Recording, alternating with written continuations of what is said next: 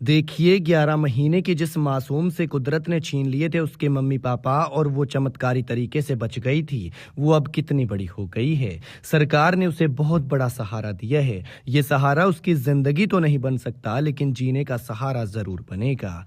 मासूम नितिका अब 1.25 साल की हो गई है लेकिन अभी भी उस दर्द से अनजान है कि उसके माँ पापा उसके पास नहीं है। बुआ की गोद में खेलती है और वही गोद उसके लिए माँ और पापा दोनों की गोद बन गई है।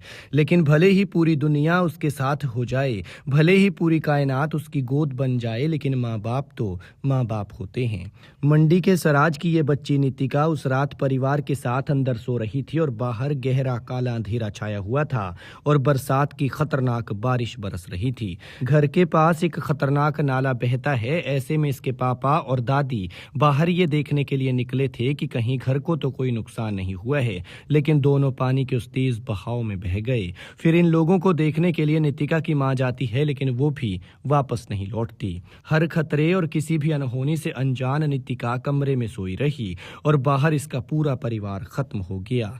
सुबह जब अपनों ने घर देखा तो नितिका कमरे में अकेली रो रही थी और जब नितिका का दर्द दुनिया के सामने आया तो इसने सबको रुला दिया। लेकिन इस बच्चे के साथ जो हुआ, भगवान ऐसा कभी किसी के साथ न करे, दुश्मन के साथ भी न करे। जब दुनिया को इसके अनाथ होने का पता चला तो सैकड़ों लोगों ने इसे गोद लेने की पेशकश की।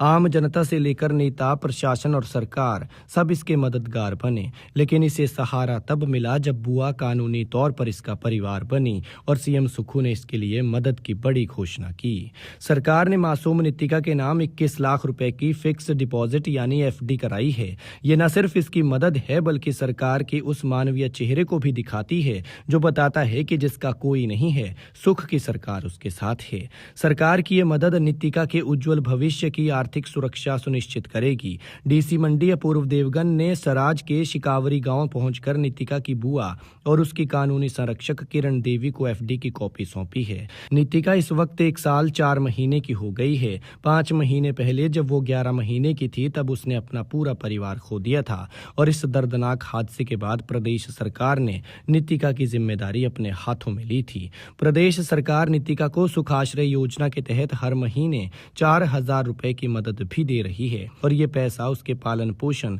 और देखभाल में सहयोग करेगा ताकि उसे किसी तरह की आर्थिक कठिनाई का सामना न करना पड़े। खैर, जो हुआ सो हुआ। नितिका के माँ पापा और दादी को अब दुनिया की कोई भी ताकत वापस नहीं ला सकती है। कोई चमत्कार उन्हें वापस नितिका के पास नहीं भेज सकता।